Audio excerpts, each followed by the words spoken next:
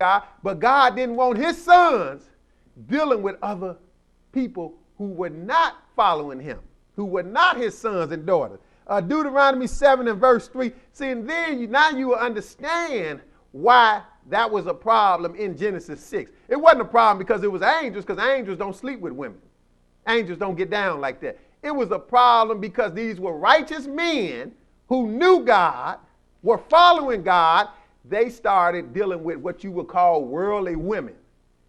And we're going to break down what descendants were what, where they came from. Deuteronomy 7 and 3. Go ahead. Neither shalt thou make marriages with them. Uh-huh. Thy daughter thou shalt not give unto his son. Uh-huh. Nor his daughter shalt thou take unto thy son. Uh-huh. For they will turn away thy son from following me. Go ahead. That they may serve other gods. Go ahead. So will the anger of the Lord be kindled against you and destroy thee suddenly. Now you you see what God told his people, his sons and daughters from the nation of Israel? He said, look, he was talking about the other nations, but it wasn't even based on nationality. It was based on that these people from these other nations didn't know God. So he said, neither shalt thou make, in verse 3, Deuteronomy 7 and 3, neither shalt thou make marriages with them. Thy daughter thou shalt not give unto his son, and his daughter shalt thou not take unto thy son. So God didn't want no intermingling. Not because it was a race issue or anything like that. Why? Verse 4 says, for they will turn away thy son from following me. That's the problem with that. That was the problem in Genesis 6, brothers and sisters. It was some men of God who looked over there and saw some worldly women. God don't want you to be unequally yoked together with unbelievers.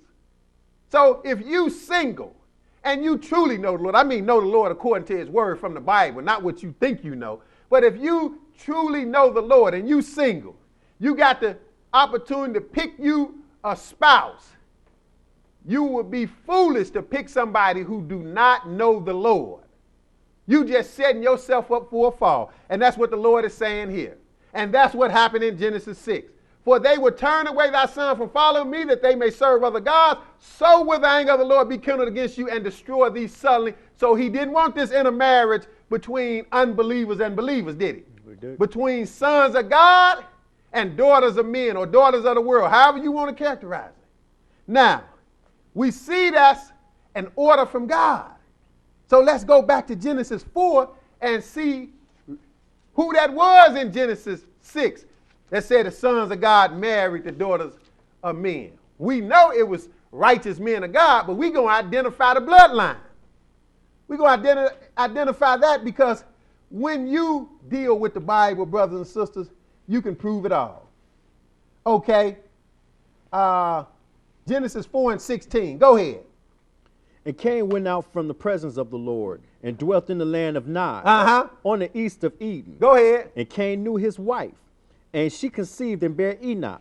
And he built a city and called the name of the city after the name of his son Enoch. Okay, now everybody heard of Cain and Abel. And we're going to speed it up because I done lost track of time. But everybody heard of Cain and Abel. Cain killed Abel. But see, Cain didn't get taken off the scene. Cain ended up marrying and having children and children and children and was still on the scene, even built a civilization. Cain had a wife and had children for generations. Go ahead, keep reading. And unto Enoch was born Irad, and Irad begat Mehujael. And Mehujael begat Methusael. And Methusael begot Lamech. Now this is Cain's lineage. Cain had a wife and had children, built civilization. Cain had some people that lasted all the way up to Noah. So that's through Genesis 6. Now, let's go quickly to Genesis, the 5th chapter. Let's see who else is on the scene. Genesis 5 and pick it up at verse 3. Go ahead. And Adam lived 130 years and begat a son in his own likeness, after his image, and called his name Seth. Now, I want you to pay close attention to that verse, brothers and sisters, because that's the key to all of this. It said, and Adam lived 130 years and begot a son in his own likeness after his own image and called his name Seth. Wait a minute. Adam had some other kids besides this guy. Most people haven't heard of the name Seth, right? We know he had Cain. We just read about him. Why didn't it put Cain here? Because Cain got cut off. He got disinherited. Why didn't it even mention Abel? Because Abel was righteous, but he got killed and didn't have no seed to carry this on. This is a righteous seed. This is a set of sons of God we getting ready to read about. We read about Cain's lineage just a little bit. We stopped because for time's sake, you can read the rest on your own. Now we're reading about Adam's lineage through his good son, which was Seth. Go ahead, read a little further. In the days of Adam, after he had begotten Seth, were 800 years, and he begot sons and daughters. And he begot sons and daughters. Go ahead. And all the days that Adam lived were 930 years, and he died. See, Adam had plenty sons and daughters. He lived 930 years, but the main son that carried the banner was Seth right here, because Cain got cut off, and Cain had killed Abel. He was gone. So Seth is the man. Go ahead. Now, what happened after that? And Seth lived 105 years and begot Enos. Okay, now Seth is having kids, because this is the righteous sons of God lineage right here. But now you still got Cain. And what happened in Genesis 6?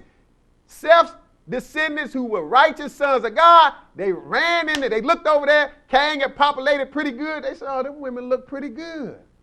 And they started intermingling, which God did not want, brothers and sisters. We've seen the reference of that in Deuteronomy 7. But go ahead and read a little further. And Seth lived after he begot Enos 807 years and begot sons and daughters. And all the days of Seth were 912 years, and he died. Now Seth had somebody else, but go ahead. And Enos lived 90 years and begot Canaan. Now he had Canaan. And you can trace this really all the way down to Jesus. Right here is going to stop at the flood. At Noah, that's how you know Cain people didn't make it across the flood, because Noah is the only one made. And Noah did not come from Cain, brothers and sisters. That's why you know Jesus didn't come from Cain. Okay, let's wrap it up. Luke 3 and 23. Luke, the 3rd chapter and verse 23, and we're going to wrap it up. Luke 3 and 23. Okay, my brother, go ahead. And Jesus himself began to be about 30 years of age, being, as was supposed, the son of Joseph, which was the son of Heli. Okay, now Jesus is on the scene now. But you can trace Jesus back to who? Not to Cain, but all the way back to Seth. Got to, because that's the righteous lineage. Skip down to verse 36.